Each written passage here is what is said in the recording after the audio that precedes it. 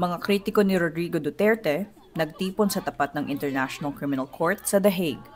Ang aming pagkilos ngayon ay nakabatay sa katotohanan at sa hustisya at sa panawagan na dapat managot ang dapat managot.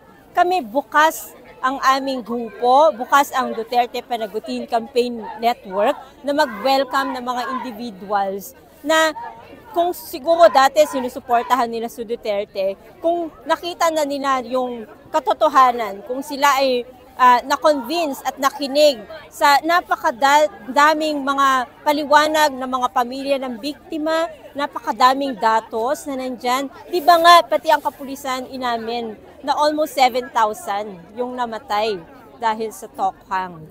Yun pa lang, hindi dapat nagbubulag-bulagan ang mga Pilipino sa katotohanan. Dapat manaig yung hustisya, manaig ang katotohanan. At inaanyayahan namin sila na sana sumama sila sa amin para sa laban, para sa hustisya. Mas madami yung mga points na magkakatulad kami kesa yung si Duterte na sa totoo lang hindi naman siya nagki-care sa mamamayang Pilipino. Wala naman tayong nakuha doon sa mga kinurakot nila nung sila ay namumuno pa. Puro big words, puro strong words.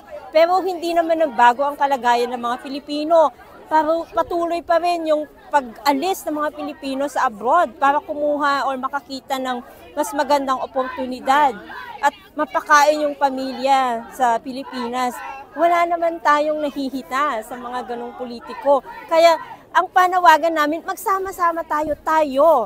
Ang magiging pwersa para baguhin talaga yung sistema sa Pilipinas. Kahit ngayon, yung nangyayari, di ba, after Duterte, Marcos, walang pinag-iba. Systemic. At ang systemic na problem, hindi yan babaguhin ng mga politikong nakaupo. Tayo ang magbabago niyan. At ang key doon, dapat sama-sama tayo at nagbibigis tayo.